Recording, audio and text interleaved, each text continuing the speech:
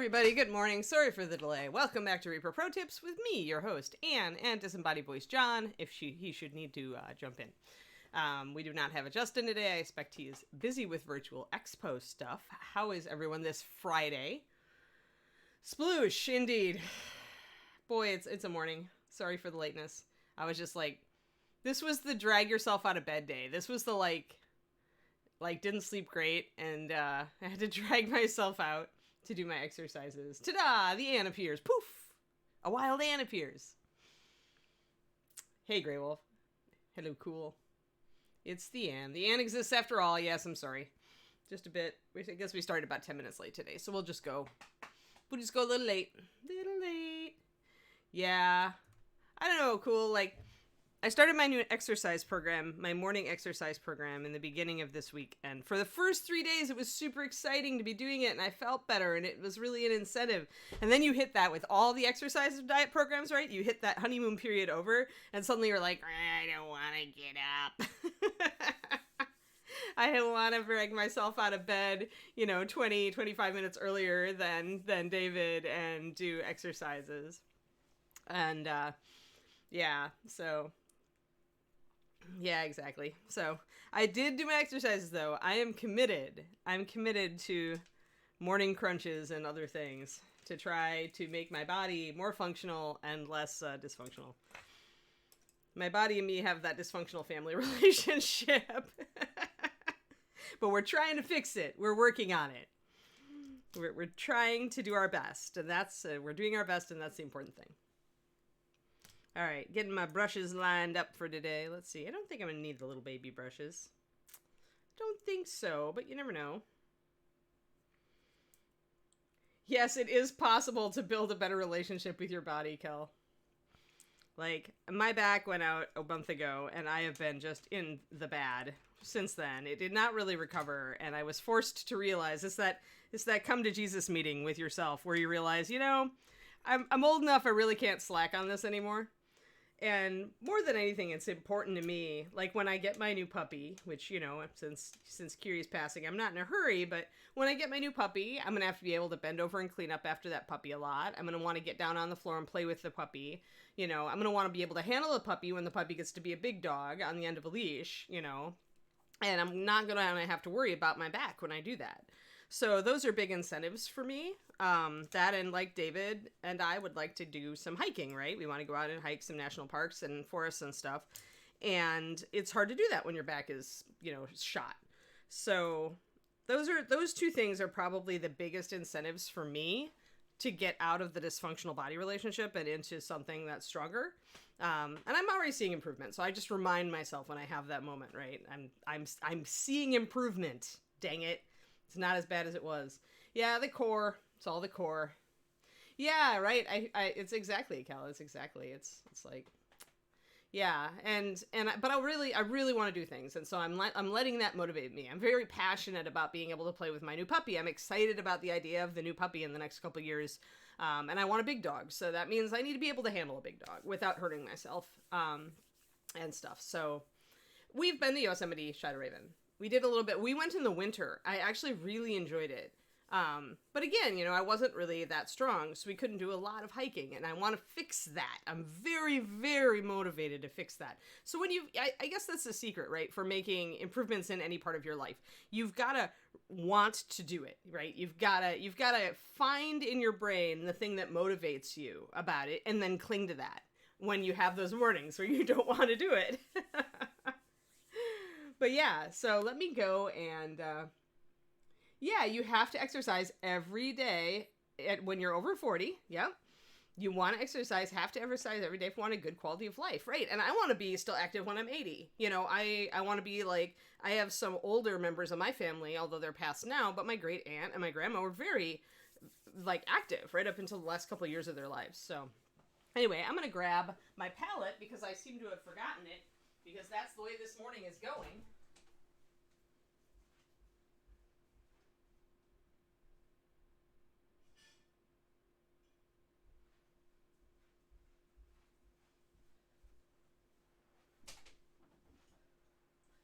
And of course, then you've got the other thing, where if you're me, you're very sedentary. You sit at a desk painting or writing all day.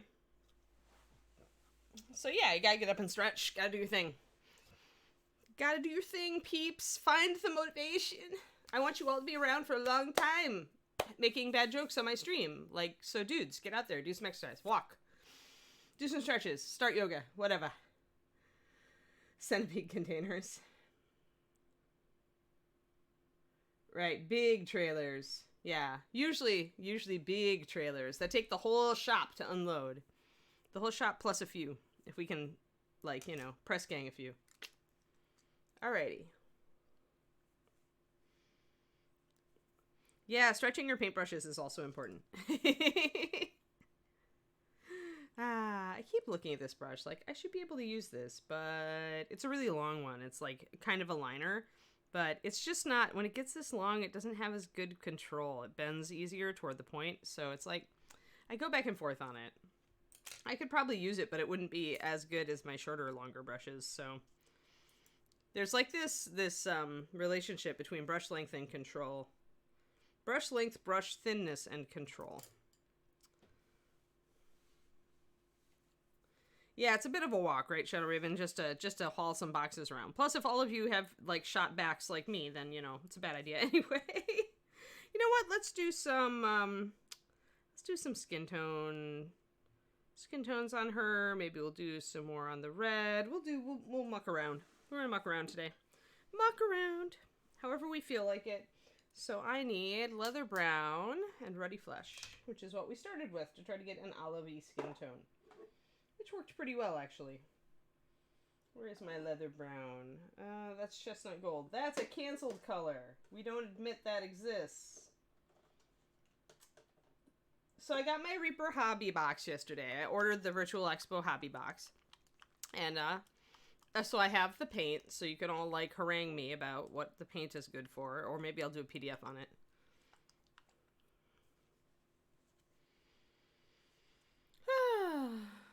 Yeah, slow fitness buildup. Yeah, exactly, Critico, yeah. And I know a lot of friends who've done that. Like, they've just thrown themselves back in as if their fitness levels never dropped, right?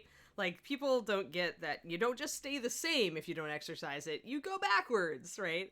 So they throw themselves into this stuff like they used to be able to when they were in college, and they have a rude awakening when they hurt something. I am not that person.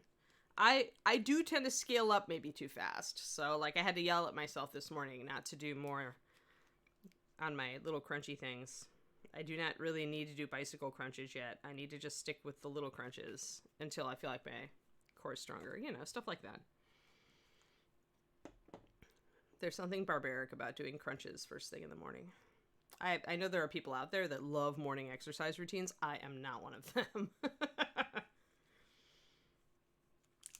Yeah, I'm not surprised, Cranston, that the new colors, because that's very much Ed's focus. Like, we've got enough transparency now. We've got enough good transparent colors that a lot of the new colors Sadie can go for more coverage on. Which is great. You have uses on both sides of the coin. As long as Reaper never forgets that everything does not have to and should not cover, then we're good. Otherwise, I go and I start yelling at people. I don't really have the cred to yell at people anymore. So let's see. I'm just gonna throw some of this over in another thing, add some white to it, and see if we're close to the highlight that I got before. I'm guessing I added a little yellow too. Usually when I build skin tones, if they're very warm, I'll just go for it. Well, maybe I didn't. No, that looks pretty good. Yeah, that looks like a highlight. So for skin tones, a lot, if they're really warm, you can get away with just building a highlight by adding pure white or like linen white, bleached linen. Creamy ivory is a good one too. Any white or off-white that's yellowish. Pure white is, like, obviously not yellowish, but if you have a very warm skin tone, you can get away with it. Sometimes I like to add, often it's either lemon yellow or NMM gold highlight, depending on what I want. If my skin tone already has a lot of brown in it, I usually go with the lemon. And I might just add that was my half a drop, where I take out the bottle and I just kind of squeeze out a little and push it against the side of the palette so it comes off. I call that my half a drop. So if I just want to, I don't want this to go really yellow. I just want it to be warmer. So there, I've got that. And that's actually a bit better. I like that. Adding black or blue or purple or green war shadow. It depends on the skin tone. You can add almost anything. Keep in mind that what you're doing when you're creating a colder skin tone is you're trying to make it more muted. You're not actually trying to make it bluish or purplish or greenish or black. Black, it tends to make it go gray, and then you have to be very careful if you're adding black to cool down a skin tone, or you're going to look really unalive. It's not a great tactic. I typically, often what I do and it also depends if you're doing a woman or a man. So in my experience, if you're trying to cool down, say the lower part of the face, because they always say you should have your pinks around here, you should have warmer colors up top, and you should have cooler down here. But on women's faces, you really can't afford to go too cold down here. Your woman's got a 5 o'clock shadow. At least that's how people are going to interpret it. So what I find is I go with my straight skin tone, just straight up on the lower, and I leave that. And I don't bring it up with warmer colors. I might bring it up just with white. And then I've got my kind of rosy tones through here, and I definitely warm up, like I just added yellow to that. I definitely warm up here. So that leaves this still warm, but it's colder than the rest of the face. Oh yeah, cool. Sorry, Trash. I mean, the plan is obvious. I mean, there is no plan. It's almost done. There is no more a plan. The plan is actually actualized. Like, we just have to, like, highlight and shade stuff. But the model is base coated. It is a living statue. So I like to do living statues as if they are stone turning to life. And Cool has it. Cool utterly understands what I'm trying to do. So anyway, those are my colors that I was showing you guys. I'll probably do one more mix. Now that I've added a bit of yellow to this one, I'll transfer a bit more over, and I'll make a much higher highlight, probably just a couple of drops. We'll see how that goes. Bit of water, mix it up. So now you've created a skin tone triad. Yay, it's easy. It's so easy to make skin tone triads when you've just got a skin tone you like to use. I mean, I didn't have to really darken this one because when I mix a skin tone, I tend to start with the shadow. But this is a lot like, if you look at it, this is an awful lot like the Golden Skin Tones triad. 9091 to 93. Yes, happy Friday. Thank God it's Friday, Max. That way, from now on, for the next 2 days, I don't have to drag my butt out of bed early to do my exercises. I just have to drag my butt out of bed. But I don't have, like, a deadline to get everything done with before I have to be here. So, all right, let's get our Da Vinci out today. I feel like a Da Vinci day.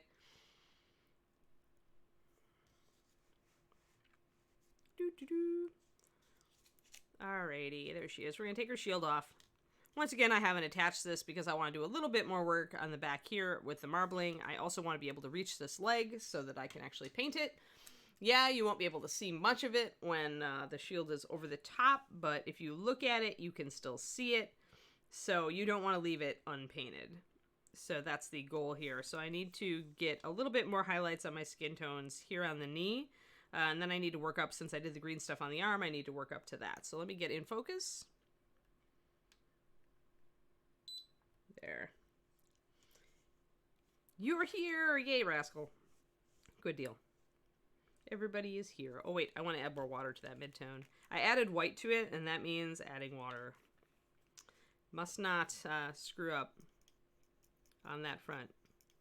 Must not get so excited that I forget that I need to thin things. It's been that kind of Friday, but at least it's Friday, rascal, for me. It was a hard haul getting out of bed this morning. But now I can set my alarm like half an hour later on the weekends. I try not to do more than that because it can screw up my sleep schedule. Alright, so we're doing some skin tones. Let's get to it. I'm using my Da Vinci today. I decided my poor little Da Vinci has been so neglected. I've been doing so much with the Raphael. So we're going to use our old classic Da Vinci Maestro. I really need to order some more brushes. I keep thinking that, and then I keep finding like random brushes. Various places in my house. Or my apartment, I should say. Our apartment, I should say. If David was here, he'd be grumbling at me. It's not just your apartment, Anne. I actually tried not to take up a lot of space when I moved in.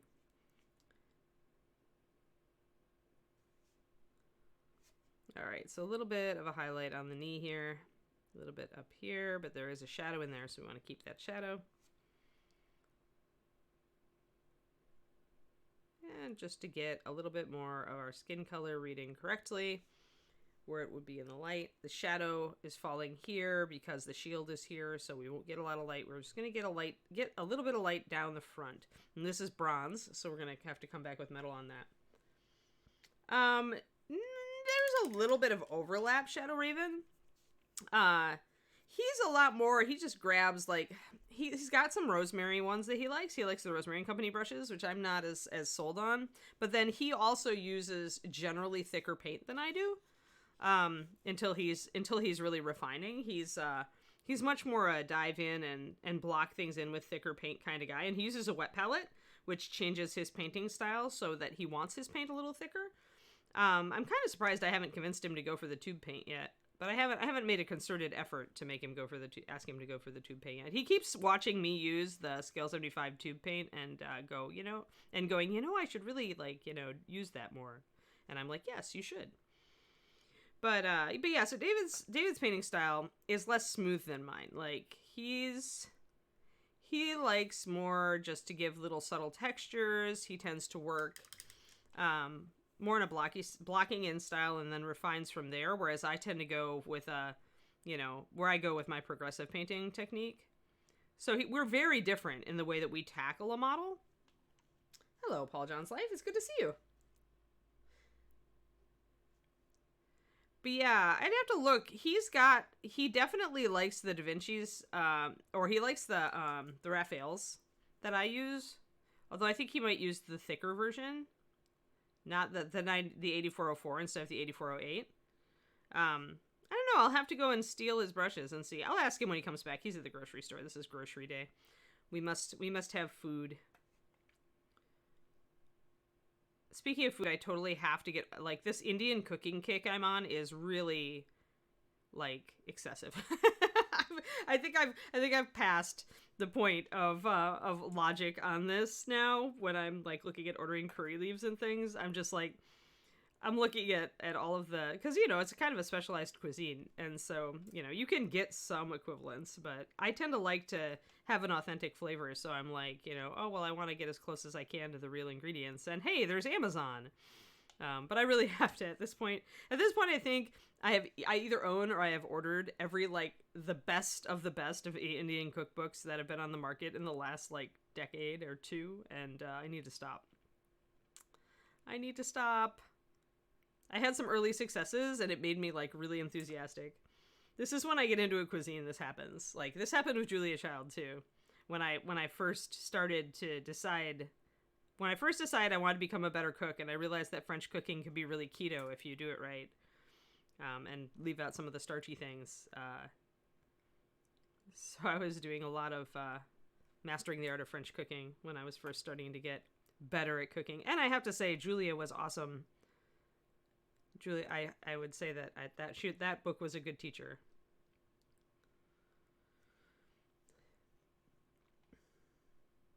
Oh, big brush order for both of us. Yeah, I don't know if he needs brushes.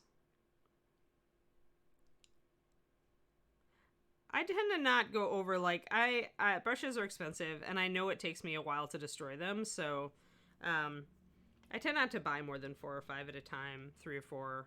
I don't like to go over the $100 mark on brushes.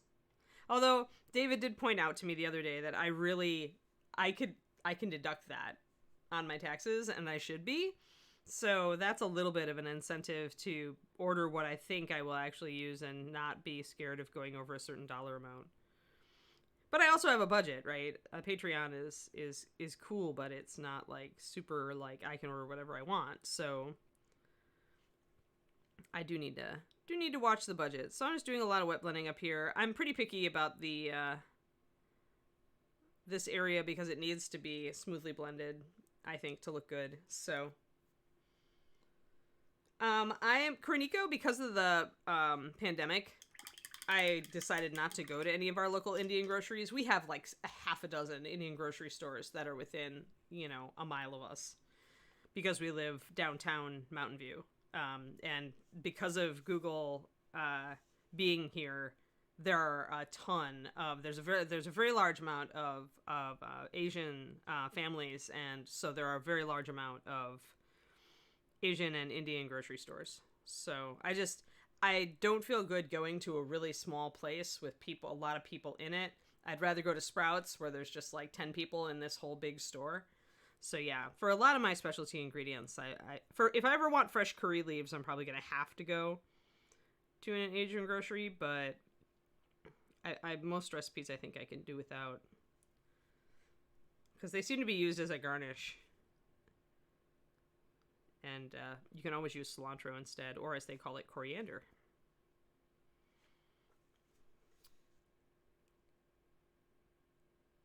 Coriander leaves.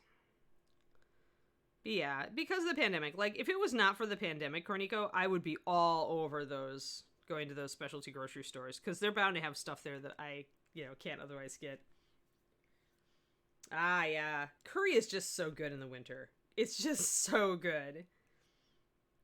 Yeah, exactly. I bought too many cookbooks when Amazon says you again. Or when they stop recommending them, you just own everything.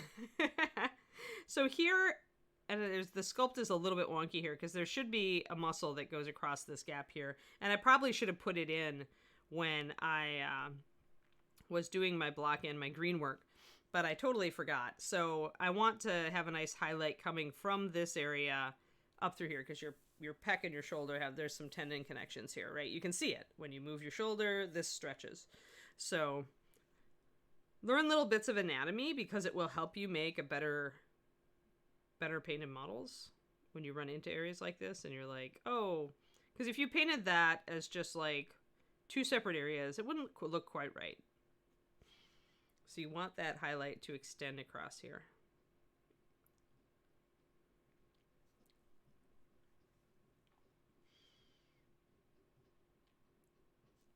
But yeah, I've got there's so many Indian curry recipes to try now.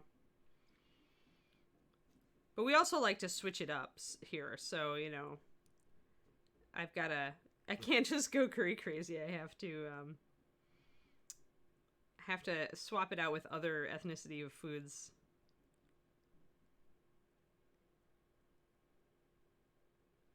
I am going to do some beef stroganoff this weekend. Got my ground chuck and my mushrooms and my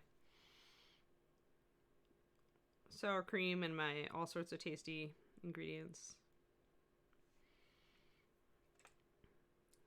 David went from like, I do get gratification sometimes. Like, he totally encourages me, like, because I'll try, like, I've always liked beef stroganoff, and so I'm like, well, let me make beef stroganoff for you. He's like, oh, I don't know. Like, he'd never had a good one. So I make beef stroganoff, and now he's like bugging me to make beef stroganoff. He pretty much has not found a dish I like that he hates. He's like found maybe one or two that he's indifferent on, just because he's indifferent on the flavors.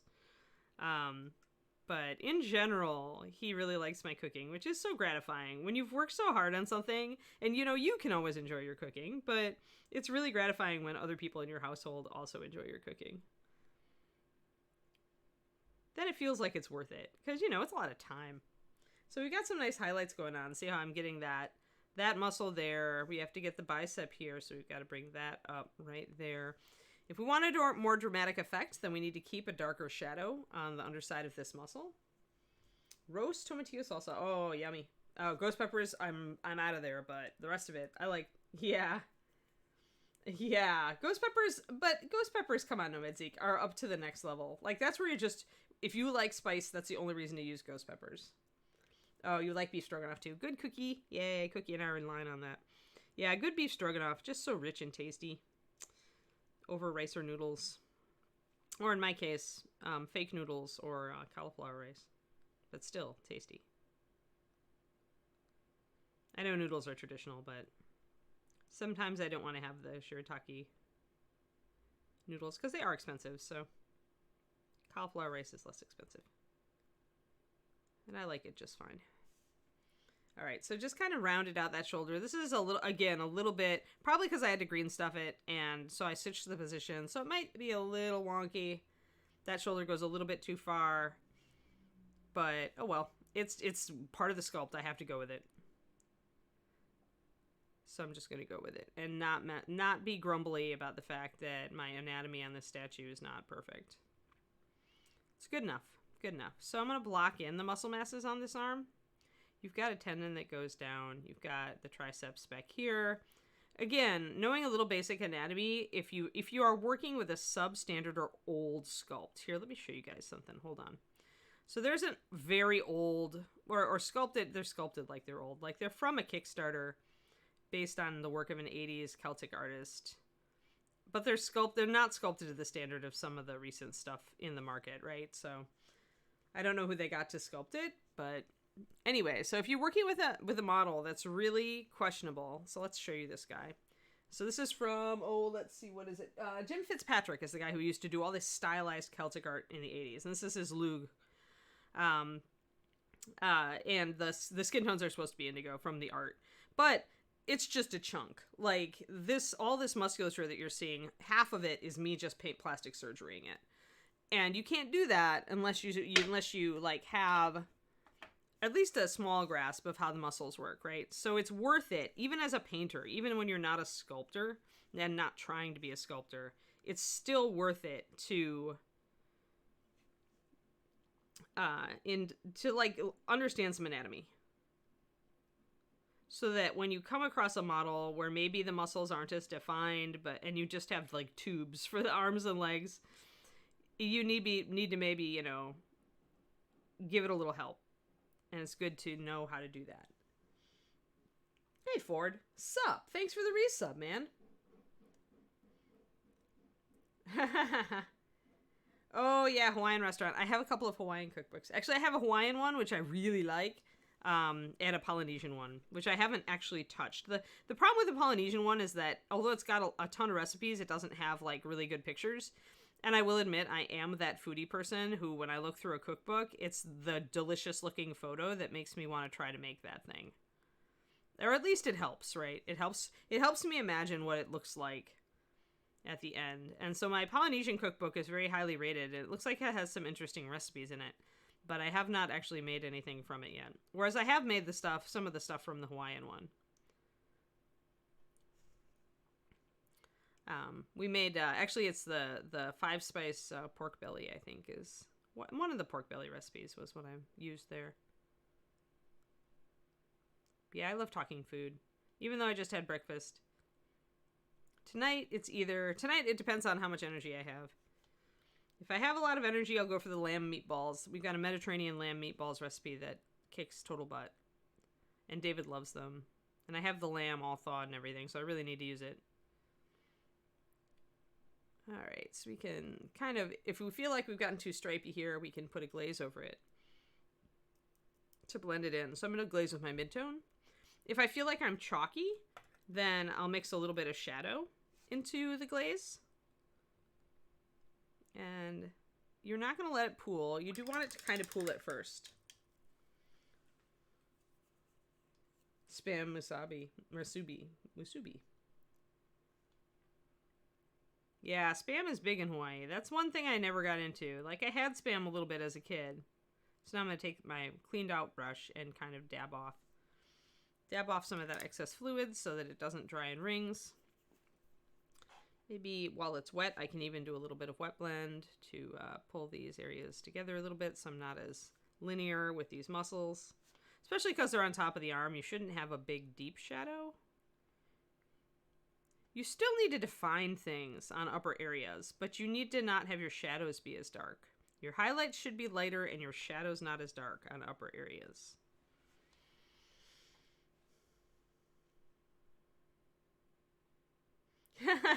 One of the best.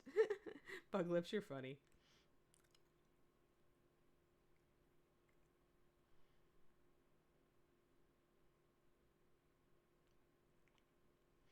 Yeah. I do kind of like how Indian food has a lot of good vegetarian stuff. I'm not a vegetarian. I eat meat for supper still. But I've cut a lot of it out of my diet. And I found that I don't miss it. Like, I would probably eventually miss it here and there for supper, but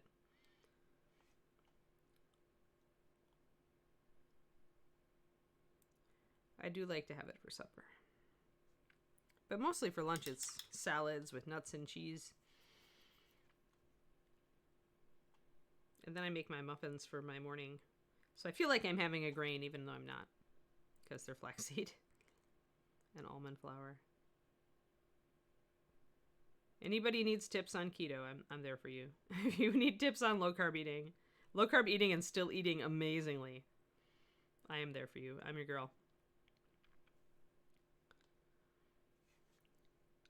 And gluten-free for that matter. So I'm lightening up everything up here. So I can still see like the tendons there and stuff. I think I need to look to you love Spam.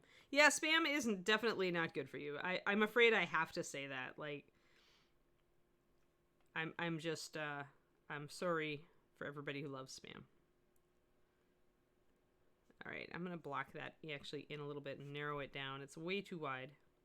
But it's kind of the way the arm is sculpted too, so I have to come to this marriage of utility here between the way the sculpt is done and the way that I feel like the anatomy should go. And since it's a statue, I probably shouldn't blow a ton of time on it. If this was a barbarian, I would be more into like figuring out where the muscles are really supposed to be.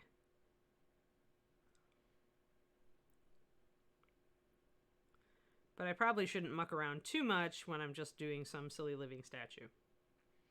Where, who we know, maybe the sculptor saw, maybe the sculptor of this statue like was like, it's an arm. I just need to pop it on there and put a spear in it. Don't wizards make living statues? Like, do they actually hire like good sculptors to sculpt their statue first, or does the wizard have to do it? Because if the wizard has to do it, I want to know why we don't have more stick figure living statues. Because you know that would be a thing, the equivalent.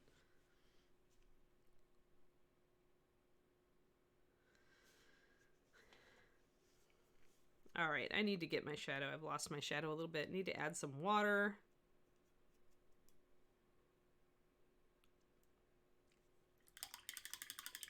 Golems, wizard's best pets. Yeah, but like think about it. Like a wizard is probably not a good artist. And so if they have to create their own iron golem or their own like, you know, flesh golem or their own any golem, right? Like, is there a market for like artists to actually sculpt the golem to look as kick butt as the wizard wants it to? Because there should be, because the wizard probably isn't going to be able to sculpt anything that isn't like a chunk.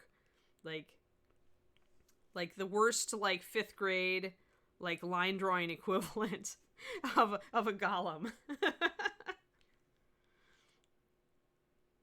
Like it would be the rare wizard that was actually also an artist who could create really fancy golems.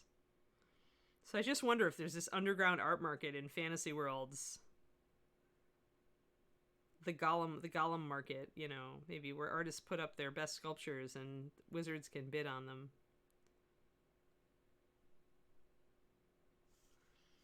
There we go. I'm just gonna say it. Why is the bucket moving? What? That's my golem! Why is that block with, like, stubby legs moving? Golem Aesthetics Consulting. Exactly! This needs to be a thing, right? Cool? You get it. I need to twist my arm here.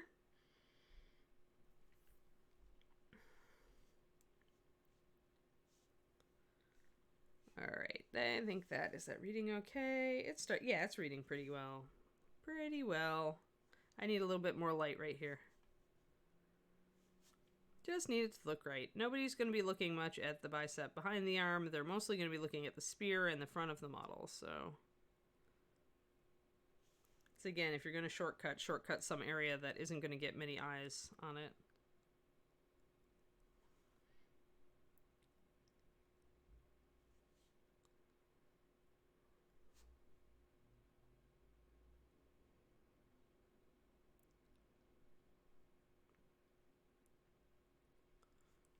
Alrighty, that looks good. Yeah, that arm is now reading correctly. Now we can get just a little bit of highlight on the underside here.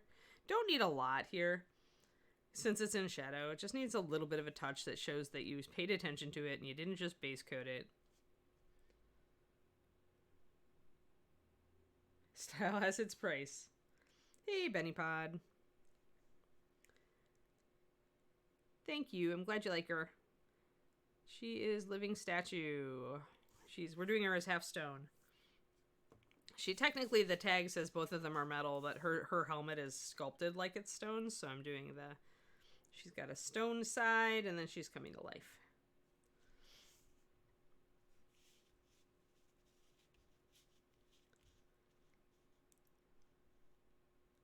Yeah, probably first edition, right?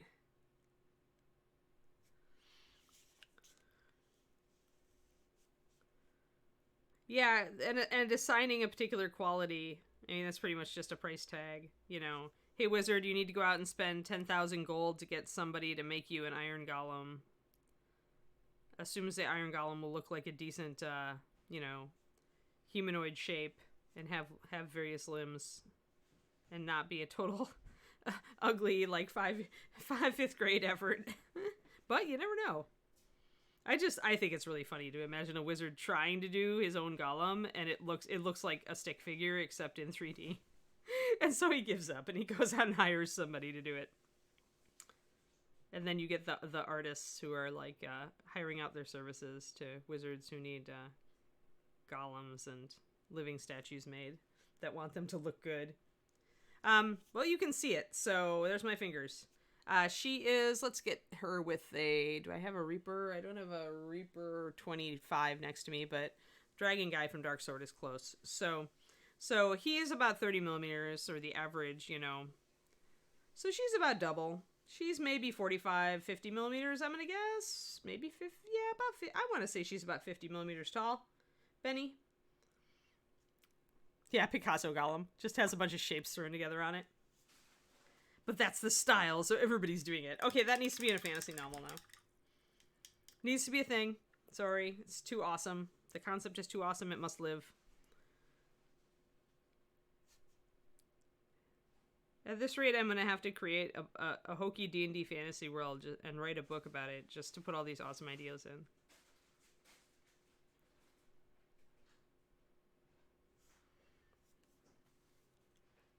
Alright, so we've got a little bit of a highlight here on the fingers. Tighten them up just a little bit. Make sure that I've got my highest highlight up on the upper surfaces where it belongs. To really bring that hand out. And then we gotta go and we gotta get the back of the hand. It's not gonna have as strong of a highlight, but the top part will.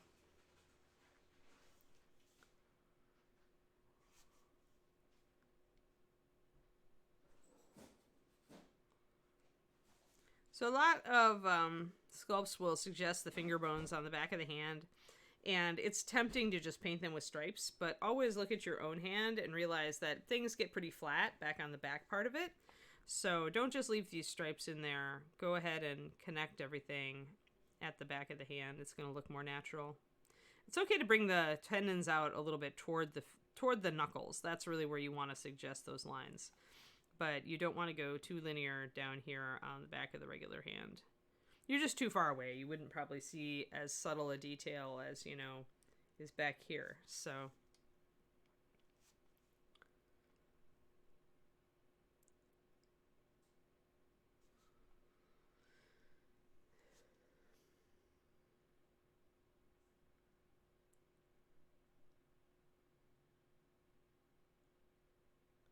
Armadillo Gunslinger, and surprised by how small it was. Oh, for the amount of detail. Yeah, well, these days, I mean, some people still sculpt actually, like the master is at that size, but a lot these days, Benny is done in 3D programs like ZBrush. So the sculptor can blow up the model and make it as detailed as they wanted and then shrink it down. And as long as that detail is big enough for the molds to produce it, the molding process to reproduce it, then you're good. And that means that you can get some obscenely small detail on 28mm miniatures these days. Although she's very simple, this model is very, very simple. A lot of the detail I painted on is all just freehand. Like, down to the bikini. Uh-oh. Hey, it's stretchy break time. Alright, stretchy break. But I'm gonna just finish this hand real quick. But yeah, a lot of this, Benny, the stone texture is actually sculpted up here on the statue. I've just painted it. but all the rest of the cracks and stuff going down here, and the turn to life effect, and even the bikini. She's actually a nude statue in her original form, but I converted her and just painted on the bikini. So because Twitch needs me to not be painting nudie statues on its platforms, so yeah, I did that. But otherwise, almost all this detail is just painted on. Because she's actually very big and very simple for what she is. I'm going to finish this hand, and then we'll do our stretches, guys. I love stained glass golems. I've loved them since the movie Young Sherlock Holmes. I think that was one of the first ones that had the stained glass coming to life. That was ages ago, back in the 80s. It was not a great movie, but I still remember that golem.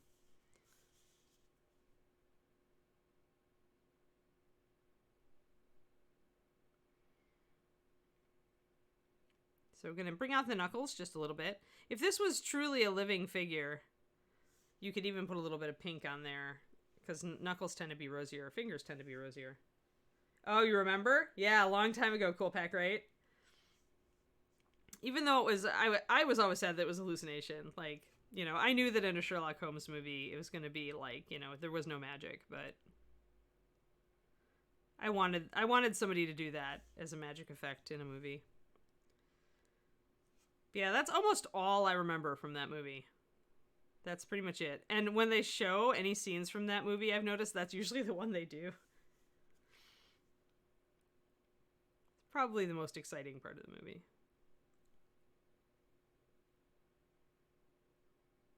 There we go. So we've got some fingers, and now I can stretch. And we have to do the foot still. But then at least the skin tones will be done, which is nice. It's nice to have those out of the way. And I'm not going to do any skin tones on the other arm because her other arm is still stone. She hasn't started lifting her shield. Yeah, 50 millimeter. Yeah, I've got a big dwarf who's like a 75 from Black Crow that I can't wait to start working on Benny. So I feel that. I really love bigger models. I work on a lot of 28 millimeter stuff here for Reaper, but when I work on my own stuff, it tends to be big. Alrighty, let's see here. Let's do our stretches. Okay, everybody, if you've been sitting in one spot for longer than half an hour, get your butt up and do some stretches.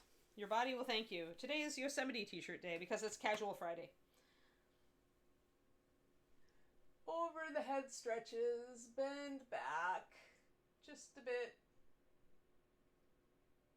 Make your body bend the other way, not being hunched over.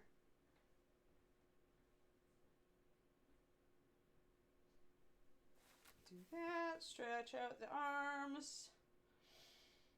Get up and get yourself, a cup of tea, a coffee, a latte, a water if you're me, a sparkling water if you're me in the afternoon.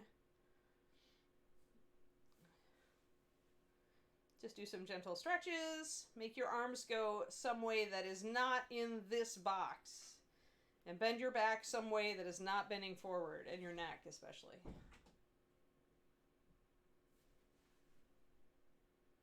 Just do some stretches, do some knee bends, do a squat or two if you want. I'm going to go down on the floor and do some cat-cows, which is a yoga pose that's really good for your spine flexibility. If your back hurts, just be real slow with them.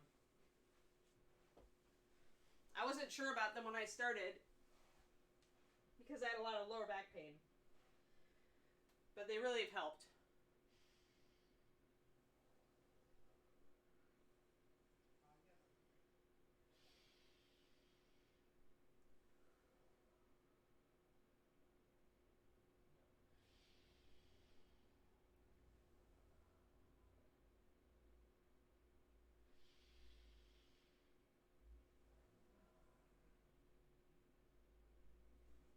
But in general, just take the opportunity to do a few stretches that stretch your body in ways that it doesn't normally get in the chair.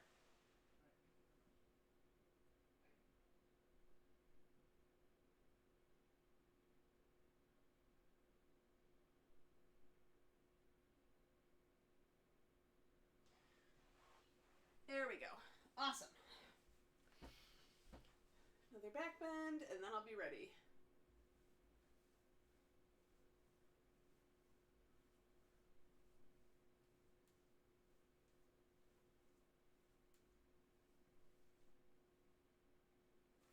There we go. Sweet. Stretchy break over.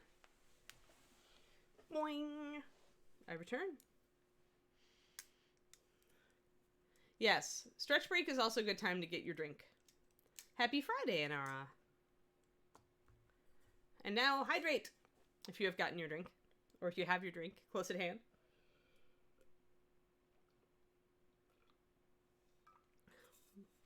All right. Excellent. We're all primed and ready to paint for another half hour, 45 minutes. You have tea? Awesome. What flavor, Inara? Or what type, I should say. It isn't necessarily a flavor, is it?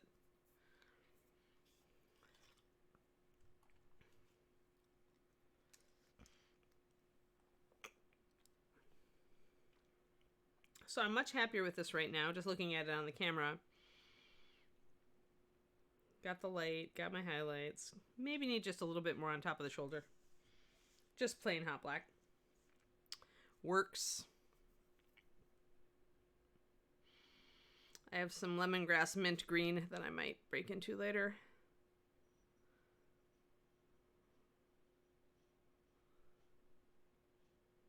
Pretty soon it'll be warm enough out that I can do my cold brew tea and have it iced. Which I like in the summer. All right, there we go. Got some highlight. We're good. We are good. Can just put a little bit more in here. This is the collarbone. And that comes up.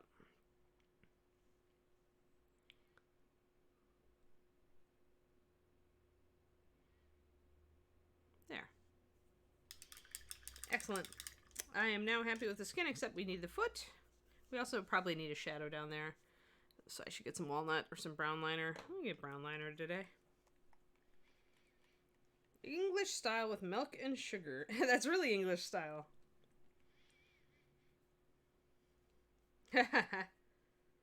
Rose scented hot blacks and bacon. That's nice. That smells. That's just the imagining that smell. That's the other thing I bought the other day. Is rose water to try to make an Indian like chilled cream dessert. I don't think I've ever had something that's rose water flavored, but they use it a lot on British Bake Off. I think like people have done rose scented like stuff before, so I'll get it and I'll play with it and I'll see what I can do. Maybe I'll make some muffins. All right, so we've got some brown liner. I've added some water to it to thin it down just a little bit because I don't want a really dark shadow under this foot, but I do want something to separate it. Yeah, more paints. Well, Benny, if you like Reaper, I don't know if you use Reaper paints, but we do have a starter set that's just 11 colors. And that's probably the most pocketbook friendly buy-in. It gives you our pure black and pure white, which are really good paints, industry-wide standard speaking. Pure white, I think, is the best white on the market, like hands down, any out of anybody. And then it also gives you like just a good functional red, yellow, green, blue, good, decent coverage, colors to start your Odyssey. And there are a couple metallics in the set, but I'm gonna since this foot is bent, I am gonna put a bit of a shadow underneath it on the ground here.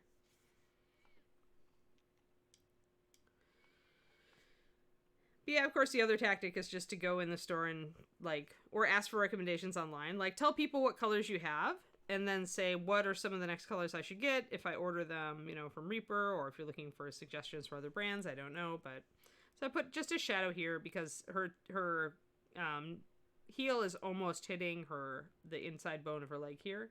Oh, hello. Thank you for the raid, Official Aunt Moose. Awesome. Welcome. We are doing our living statue today. So she is a stone statue who has noticed an intruder, and so she is turning to life. So I have her with her raising her weapon. That side is living, and then this side actually has a big, awesome shield, usually at rest, and that side hasn't woken up, although it's starting to. You can see the living effect starting to go across it. We haven't done anything really to the shield yet. So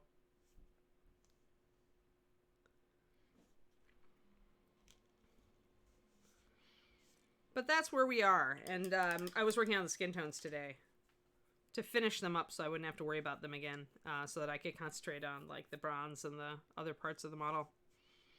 And I was working on the foot, so let's foot. Gotta make sure I've got a nice kind of shadow on the inside.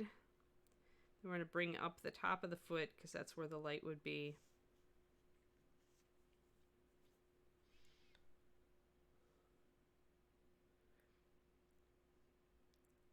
Ooh. Okay, good. Yeah, I'll just look for things that use rosewater and play with it. I got mustard oil too, which is apparently a big staple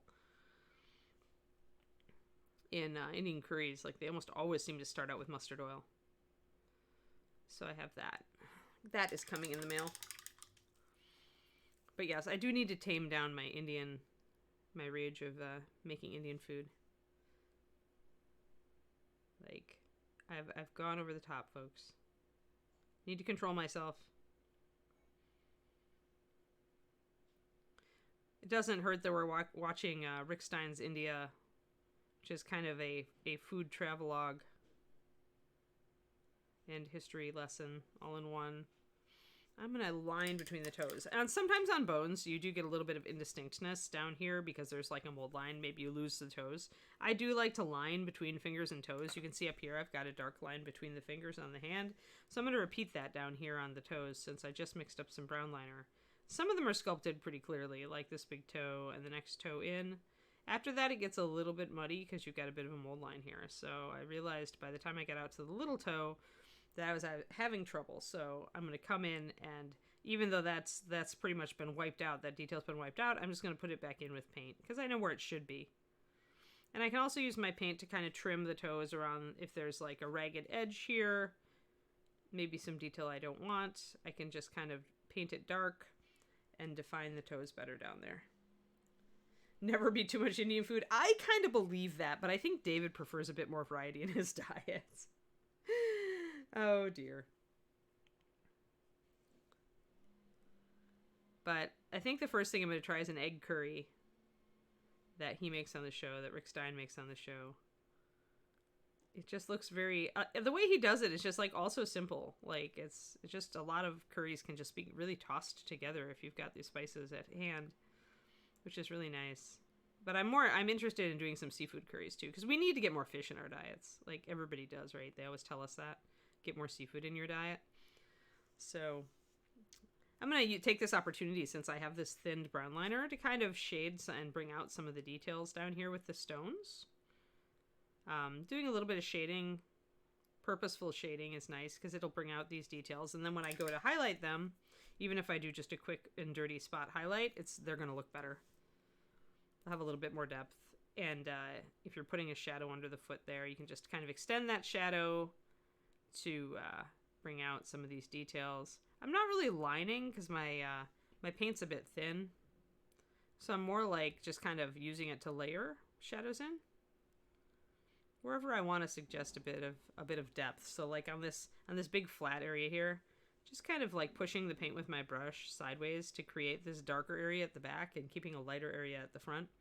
That all those little touches just help make your base look a little bit better. I could also, since I've got it, I'm just going to go and outline this other foot too to bring out these details.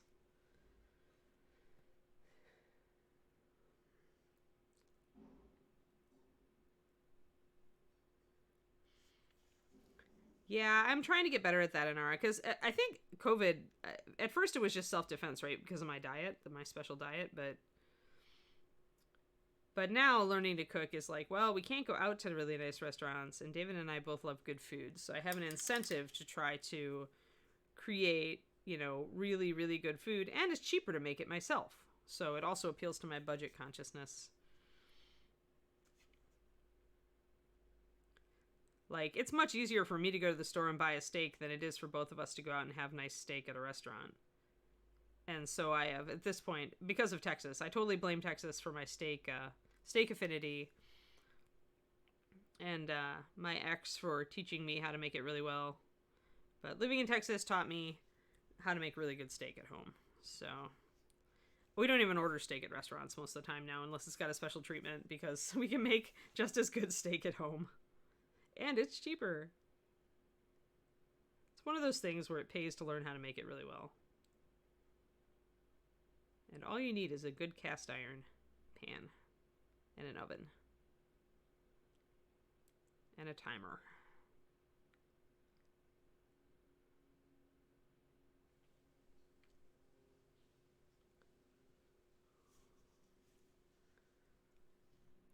There we go. We got some nice marbling going on this side, like between the base, the nice shadows I've got down there, and then coming up and picking out these details up here.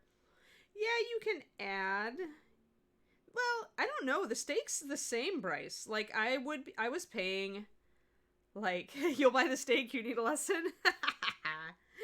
Like, I was paying, when it wasn't on sale, I was paying $15-16 a pound for prime ribeye and, New York strip, and I'm paying about the same here. And the guy at my Sprouts, even though the Sprouts itself is kind of like meh in Mountain View, it's an old Sprouts, but the guy at the butcher counter knows his freaking business. That man cuts steaks like he's from Texas. Nice, thick, at least 1.25 inches thick steaks. They always look lovely. So I'm lucky in that way. But yeah, the secret is really high heat. You have to be willing to open the windows, because you're probably going to get a little smoky. And yeah, you can do the butter at the end if you want. I've gone off of that. I've gone off of using the butter. The butter is optional now. But yeah, steak is actually, once you understand that, and you get comfortable with doing the higher heat, it's very easy to make a really good steak. Bryce says if we come to visit him, he'll buy the steak. He wants a steak lesson. Oh, yeah? Yes. My dad sent me more skiing photos. Oh. I was really tempted. Your dad's just rubbing it in.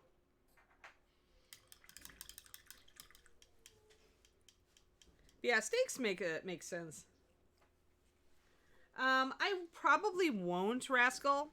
What this looks like to me, as far as like not making this brown, this really just looks like crumbled stone. Like, she's probably in the middle of, like, a stone building, if you're thinking of ancient Greece, right? Or that kind of thing, given her design. And she's surrounded by rocks, and, maybe little parts of her have broken off over the years. You definitely see that parts have broken off of her head. And so I think this is all stone. So I think that making it brown would make no sense to me. Now, if I based her plinth here on a bigger round, like if I decided to put her on one of these and glue her down for stability, which is a thing you could, although she's pretty stable on her stone base. But then down here on the ground, I would feel a little bit better about making like brown soil, because it's more likely that would be down here. Like, you could maybe add a tiny bit of it around here, because you would get some blown soil, some blown particulate matter. But if she moves a lot, then I think probably not. I mean, it's up to you what makes sense to you. But for me, I wouldn't do brown soil. Everything here is going to be stone to help enhance the illusion. Oh, thanks for the reminder, Kaz. David, everybody wants to know what kind of brushes you use. Like, what's your favorite couple types of and sizes of brush? What are you using these days? I mean, sort of the standard good brushes that everybody uses. So Winsor & Newton Series 7, Da Vinci Maestro, Raffaele 404. I kind of like them all about the same. I do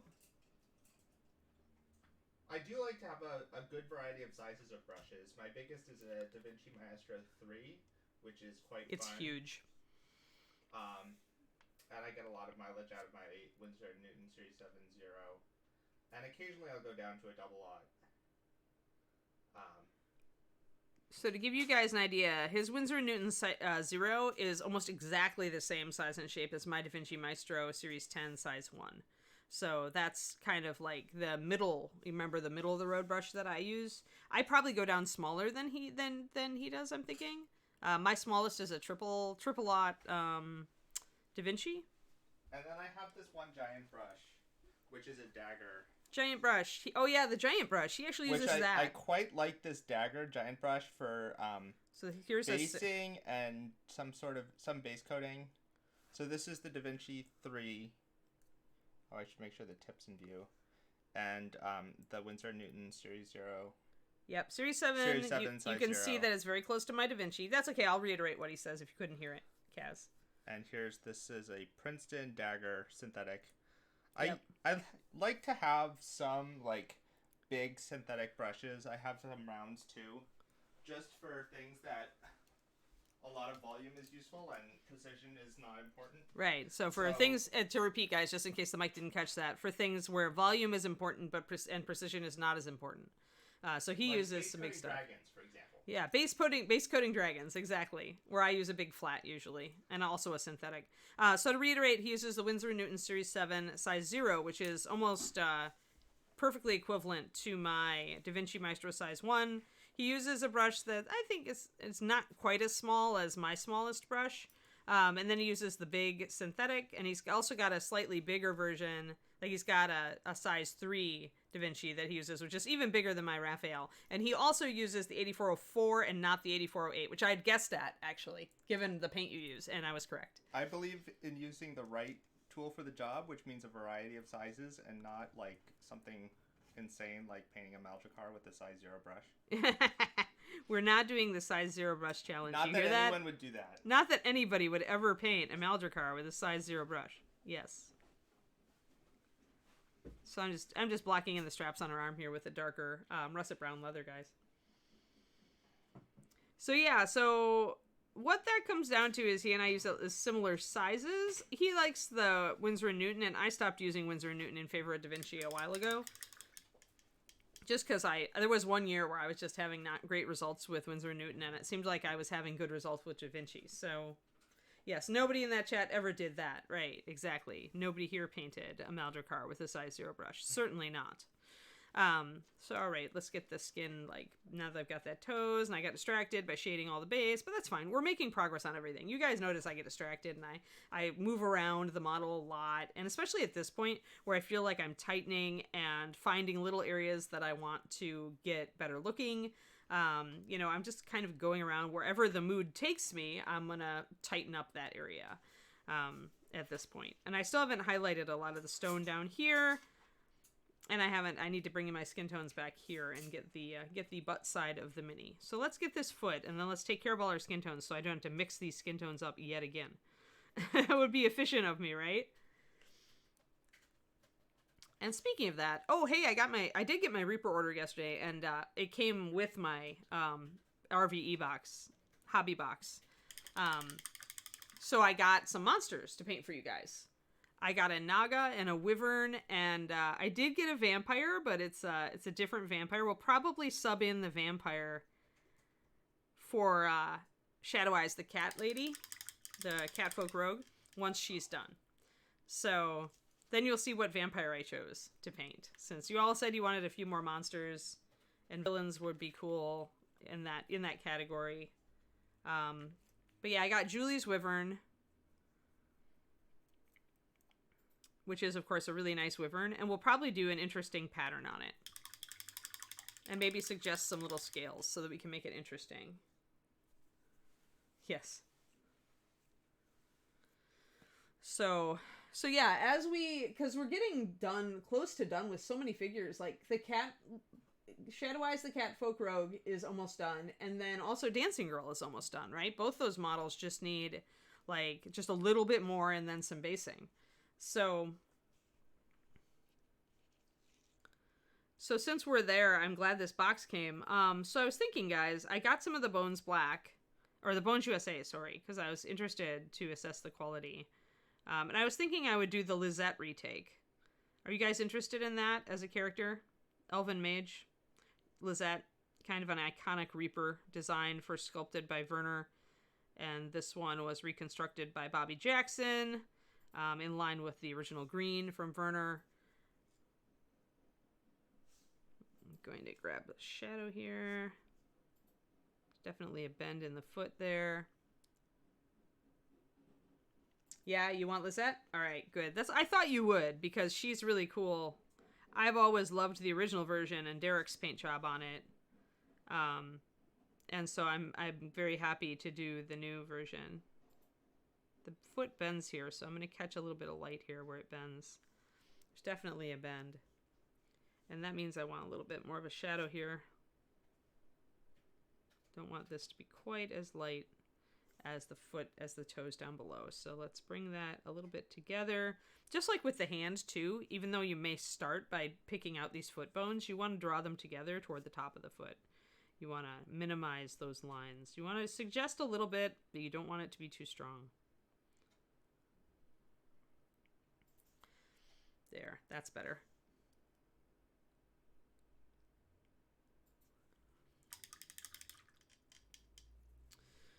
So yeah, so I have a vampire to toss in place of Catgirl, and then maybe I'll toss Lizette in the place of the dancing girl, because we're not working on a lot of hero figures right now. We actually have all monsters, and monsters and NPCs almost, except for the catfolk, and the catfolk is like kind of an animal, right? So it's not really, she's not a human or an elf or a traditional demi-human, I guess would be the way to put it, right? So we will do it that way. All right, and that, oh, I need to blend that in a little bit better. We do need a little bit of a continuation here. Bring our highlights up a bit. That's a bit better. Still not totally happy with that. That's just a little bit too much. I go back and forth on how much highlight I need, how much shadow I need. I don't want the toes to just spring off brighter, like way brighter than the rest of the foot. So I'm kind of messing around with it to get it to look right.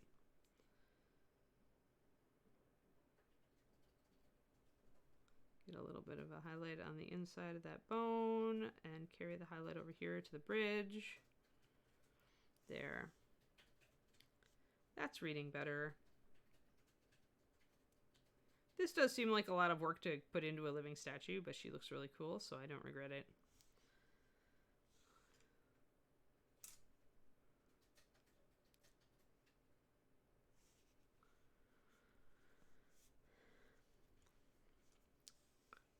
So as far as brushes go, I would say that those companies are some of the most commonly used, the ones that David is talking about. The Winsor Newton, the Da Vinci, the Raphael, and then, like I said, Rosemary and Company has a really good reputation for a slightly lower priced Kolinsky, which is probably a grade 2, but they're still pretty decent brushes from what I've seen. You can usually tell whether a Kolinsky is grade 1 or grade 2 from the pricing. They're both excellent brushes, so if you have never used a good sable before, getting a grade 2 is just fine, because it'll save your budget just a little bit, and the brush will still last a long time if you take care of it.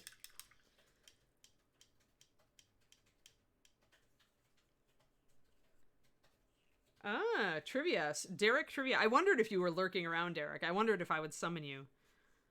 So, okay, Derek, now we asked David, so now we've got another pro painter around here. So, tell me, what brushes are your favorites? And include the size, like brand and size. What are you using these days? What do you enjoy? And also, does anybody use shapes other than pointed rounds? Oh, and does anybody use shapes other than pointed rounds? What other shapes do you like? Yeah. Personally, I like daggers and filberts. You like daggers and filberts. Okay, David likes daggers and filberts. I like flats if I'm going to be covering a lot of ground. I actually like the traditional flat.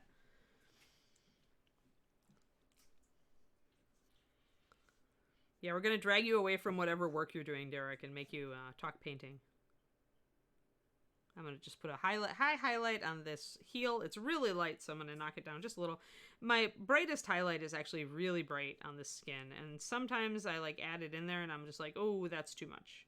So if it reads that way, then I'm going to come in and knock it down with a bit of my midtone. And that knock it down can mean either glazing it, or if it's still wet, I'll wet blend it. Either way, I'll just take it down just a notch to keep things moving. Oh, and you too, Bryce. You're not off the hook. You're also a pro level painter. If I've got pro level painters in my chat, I may as well abuse them. So what brushes are you using, Bryce? What's your favorite? What's your favorite brush? I won't tell your other brushes.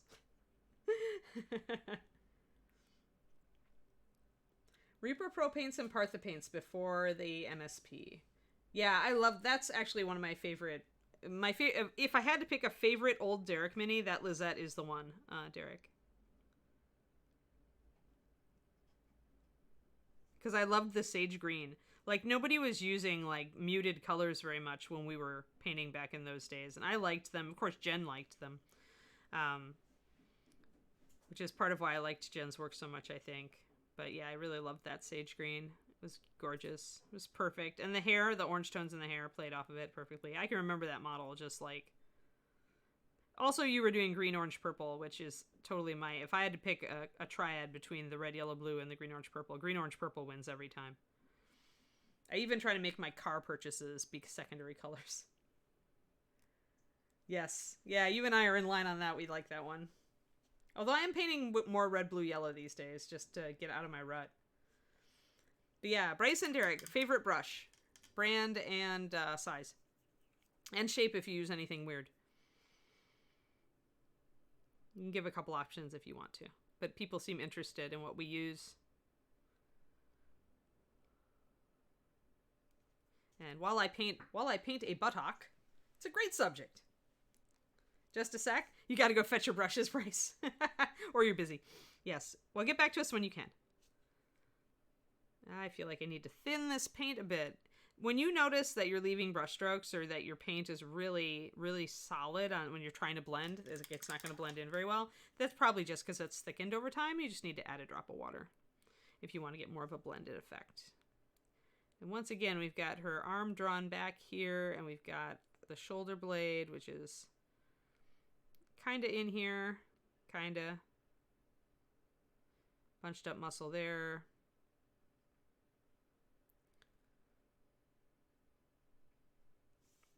Let's get a little bit of highlight on there. You love filberts? Carrie Michael Cosby loves filberts. Jennifer Haley used to love filberts too. I don't know if Jen still does. I haven't touched base on like what she's working with lately as far as supplies.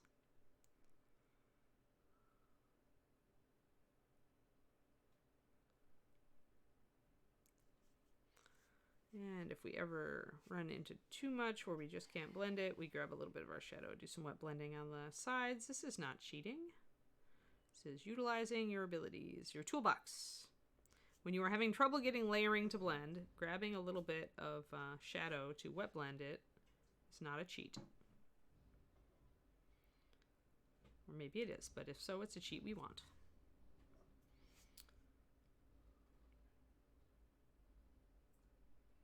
I am having trouble with this shoulder just a little bit here. And I definitely want a shadow underneath that helmet, so I need to bring more in. Okay. Derek says, best brush now is a Winsor Newton Series 7 miniature #1. So that's more the wedge shape, right? Miniature series is more the wedge shape as opposed to a normal round shape. Am I correct? It's broader, Derek? Escoda. Oh, that is another brand that I've heard. Escoda #0 or #1. That's your local store. Is not that good. Well, Derek likes his, that's just the one his local store happens to carry, Yeah, he says. I mean, it's probably like...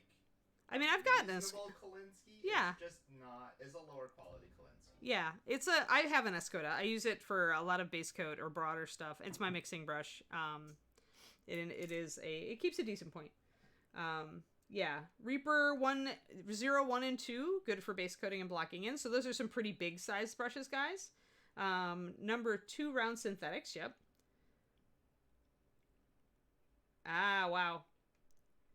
Yeah, because that #1 is a bigger brush, so I'm impressed. There's no such thing as cheating. Yeah, shorter point on the miniature series. Ah, you like the soft edges we get with the filberts. Nice. In before the lock. Yeah, well, like I said, I say this often on this stream, but how thick you like to work with your paint should influence the shape of the brush you use. The wider the brush, if you work with thicker paint and you don't like to work with really thin paint as much, then a wider brush is going to give you more mileage. But if you're thinning your paint a lot, like I regularly do, I find I get a lot more mileage out of a narrower brush. So factor that in when you're working with these things. when you're looking at new stuff.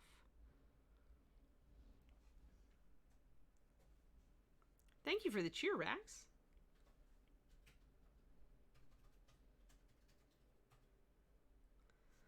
All right, so now I'm going to bring up a nice highlight right on the top of the bikini here, the bikini bottom. Going to minimize, going to thin down the strap a little bit, I think, because it's pretty thin on the front. I got a little wide over the hip here, but since it's just painted on, shh, don't tell Twitch. I can get away with that. Dark Sword Fairy. Done within 2 weeks. You hear that, David?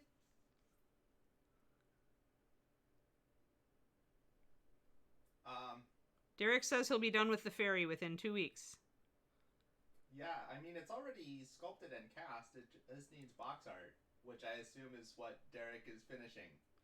Or maybe not. Maybe he's talking about a different fairy. Is this a different fairy? Is this is not the alley model? This is this is the alley model. Is it?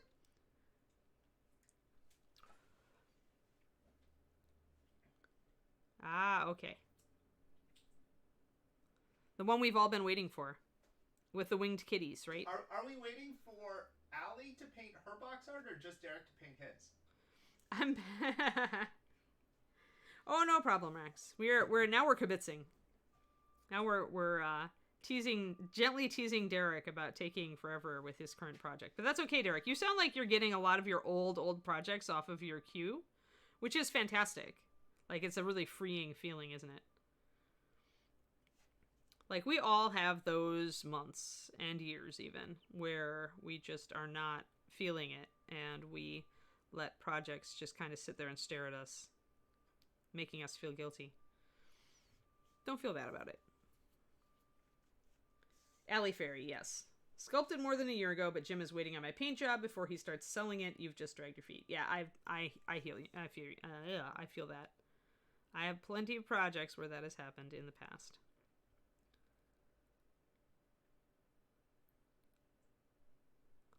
So now we're going to paint a butt. It's a round surface, so your highlight should also be round.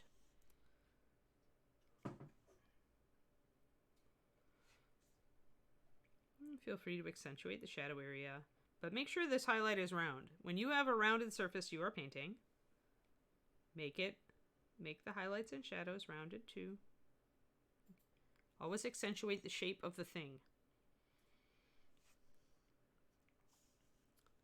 Bryce says his favorite is a Raphael 8404 with the 8408 a close second. Yeah, that's what I'm an 08 girl because of my thin paint. Love my 8408. I like the long and narrow point when I have... That's my Da Vinci. Where's my 8408? There it is. 8408. Ta-da! Really love the long, narrow tip.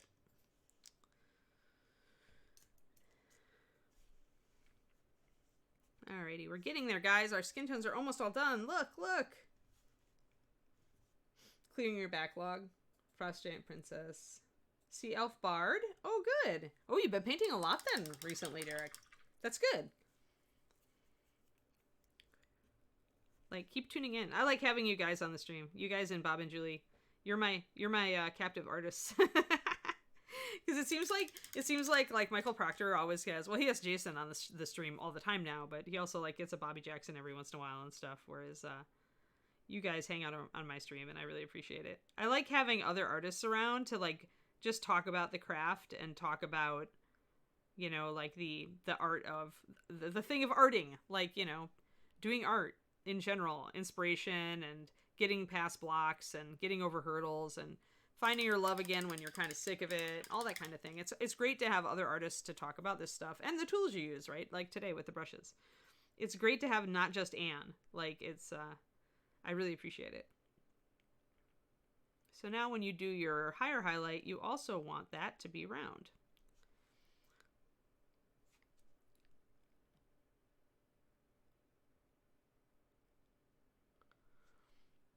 And skin has a sheen, but it's not shiny like metal, so you don't highlight it the same way.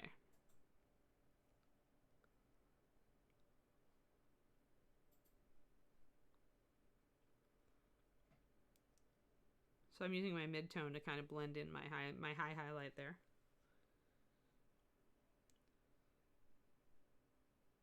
Yeah, Francis, that's exactly the way they should be. Unless you, some people don't like that. They don't like seeing the dry splay, so they put a little bit of conditioner in them, or a little bit of pink brush soap if they use that product, which I never have. I mean, the only important thing, Francis, is like even if your brush like looks like that when it's dry, that's fine. The only thing that's important is how it looks when it's wet. Like if it still reaches that dagger tip point when it's wet, you're good. Don't worry if your brushes splay when they're dry. It's natural. Although if you're trying to reshape or retrain a brush that's gone a little bit awry, then you do want to put conditioner or brush soap or something in it to naturally bring it to a point again and again so that it can kind of stay in that position. Alright, so now I just want a little bit of a highlight on the side of the thigh here. I think we're looking really good back there. We've shaded the underside of the foot a bit. Now I just need this angle. And this is not a normal viewing angle, but we do have some interesting detail here with the NMM, and the spear will have it. And of course the feathers are over here. So even though this is normally not what I would call a primary viewing angle, I would say it's a secondary viewing angle, and people may stop here just to look at these things on their way around to the back of the model. So in that case, I do need to bring my highlight down this leg a little bit. Nope, Francis, you're fine. Always ask. I mean, never be afraid to ask these questions. You have done nothing wrong. Chances are you are just fine. I mean, really, when I saw your... You did the wizard, right? The Bones USA wizard on my Discord, Francis? I mean, really, it's just, you know, now you have to work on shading. Lining. Lining is the easiest way to start shading. Or you can just work on shading if you don't like the style of lining. But that's your next thing to tackle. Your next technique. There we go. So bringing that highlight C down the side of the leg really makes a big difference, even just that little layer of it. Because this is a rounded surface, a cylinder, so the light is going to move around to the side and kind of fall off there. And we are going to have a highlight up here on the hip, which I'll probably just bring in a little bit more strong of a highlight to define the bikini up here, and to bring out that rise in the thigh and the hip adductor muscle, I think is what that is called. Again, we're talking about musculature today. We're talking about knowing a little bit of anatomy can help your paint jobs. When you have to paint something like this where it's smooth, but there's musculature suggested, and you want to bring out that detail a little bit. I'm going to bring out her stomach just a bit more. The hip goes up there. And once again, this is a rounded area, so we're keeping our highlights rounded. There. I think our skin tones are pretty rocking now, guys. Like, I could bring a little bit more down here. Little bit. Little bit.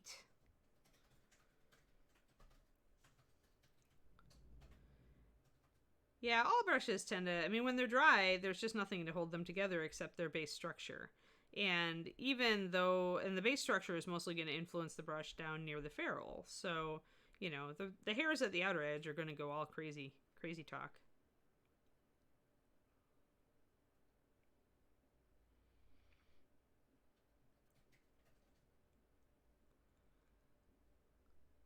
Like I said, a lot of people use conditioner or pink brush soap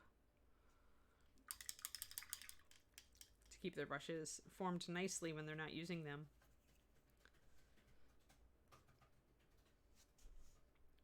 You could always get like one of those little travel bottles of hair conditioner and just keep it by your paint station and put it in there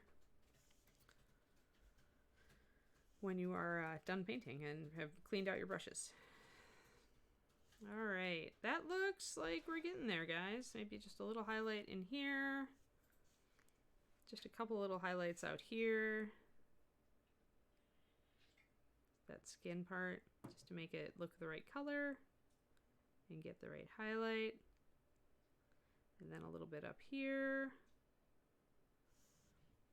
where the skin is trailing off into stone up there.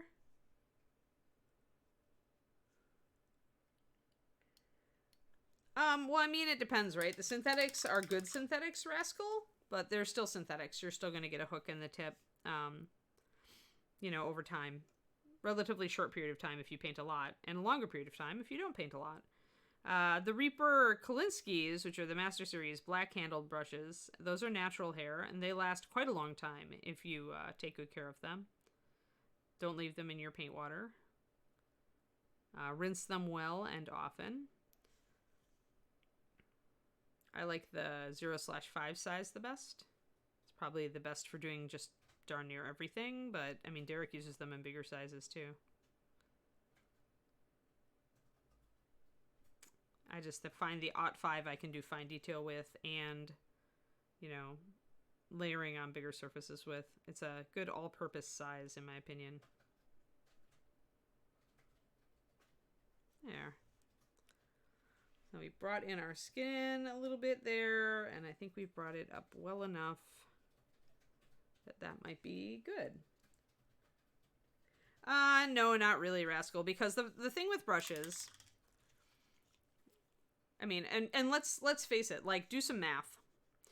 You could get 2 brushes that curl in the tip for the price of 1 brush that stays good for months and months and months and months and months, pretty much till you wreck it.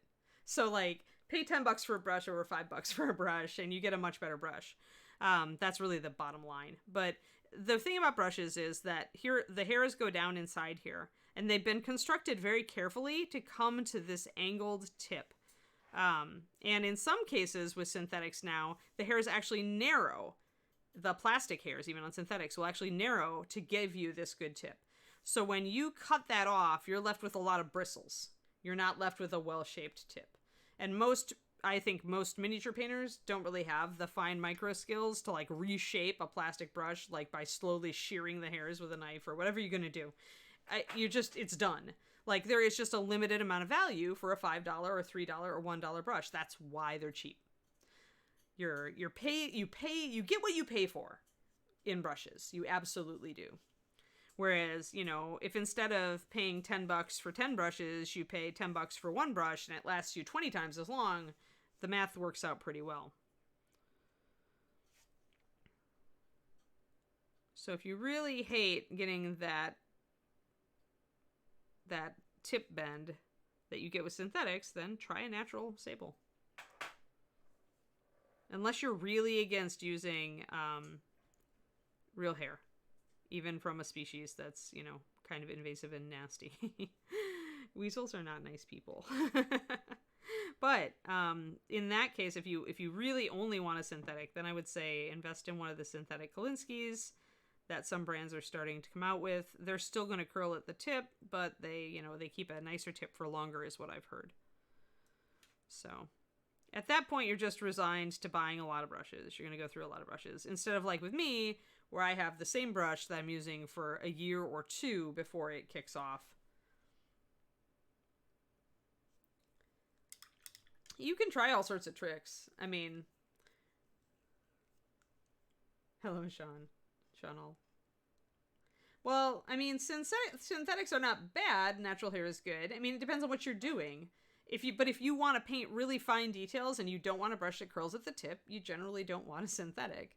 Whereas with me, I keep synthetics around. I keep them around for like base coating big broad areas and for doing some stipple effects on bigger bases, like doing this stippling effect in the marble. I believe I even used this brush for that.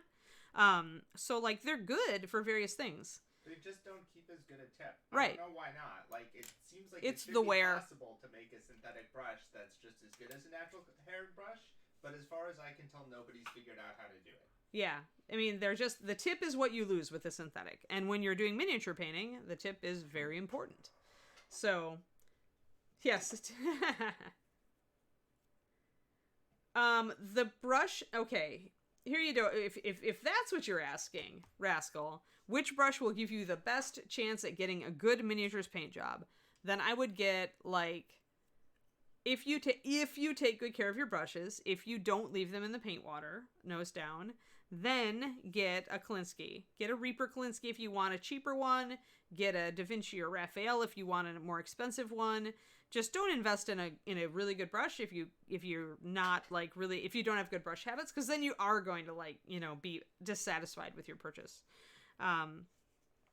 But yeah, in general, I always tell people getting a Kolinsky sable is going to instantly level you up at this hobby because it's going to enable you to hit the fine details that you're trying to hit. Otherwise, with all the rest of the miniature painting, I mean, it's synthetic is fine. It's just when you get down to the fine details. Bryce points out that large synthetics seem to blend large surfaces easier than softer brushes. That could be the way that the synthetic pushes the paint. Synthetics have a harder, harsher bristle, and they tend to stretch the paint over the surface thinner, so that could possibly help with the blending. Not sure there, Bryce. I think you get a better blend with a larger brush, a brush that's comparable. I always suggest in my classes to use a brush that's comparable in size to like the space you want to blend over. And also one with less of a tip. So that's why filberts are good, is because that tip tends to create like a sharp transition of color, or a sharper transition of color that's similar in size to the size of the tip. And if you have a filbert without a tip, or a synthetic without a good tip, then that might give you a better blend. Okay, so for those who couldn't hear David, because I'm not sure, my microphone tends to work sometimes and not others.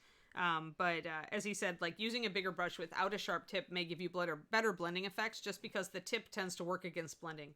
If you're using a larger area of your brush to blend, that's going to give you better blending results. You can also like push your brush into the surface a bit to like spread the tip. Yeah, but then you're punishing your tip if you're using a good brush. So if you're trying to do that, use a softer, well, not like super hard.